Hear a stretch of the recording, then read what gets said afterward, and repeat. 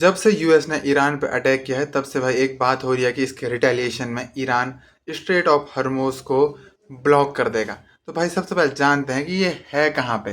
जो straight of हर्मुज है जो गल्फ ऑफ ओमान है, ओमान और ईरान के बीच में एक नैरो पैसेज है जो पर्शियन गल्फ और अरेबियन सी को जोड़ता है। दुनिया का जो ऑयल प्रोडक्शन का 20% जो हिस्सा है वो डेली बेसिस पर स्ट्रेट ऑफ हर्मुज से निकलता है और अलग अलग देशों में जाता है। और टोटल 17 से 18 मिलियन बैरल्स पर डे यहाँ से क्रॉस होता है।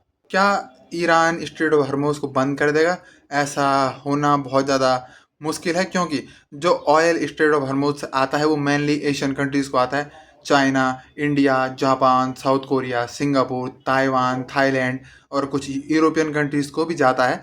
लेकिन जो सबसे बड़ा चंक है इसका 80 to 85% एशियन कंट्रीज़ और मेनली चाइना, इंडिया और जापान। अगर ईरान ऐसा कर लेता है तो भाई ईरान के अपोजिट डायरेक्ट चाइना और इंडिया आ जाएंगे और यूएस को इसमें कुछ करना ही नहीं पड़ेगा। चाइना और इंडिया खुद इस स्ट्रेट को ओपन करवा देंगे, क्योंकि बहुत ज़्यादा जो ऑयल डिपेंडेंट है हमारी स्ट्रेट ऑफ हर्मुज पे है, क्योंकि वहीं से हमारा बहुत ज़्यादा ऑयल आता है। और हम में भी सबसे ज़्यादा इसका असर पड़ता है चाइना पे, क्योंकि चाइना 4 से 5 million barrel per day strait of Hormuz से अपने देश में लाता है। तो सबसे पहले चाइना ही इसको अपोज करने वाला है और बिना यूएस के किसी भी इंटरवेंशन के चाइना ही स्ट्रेट ऑफ हर्मुज को खुद ओपन कर देगा।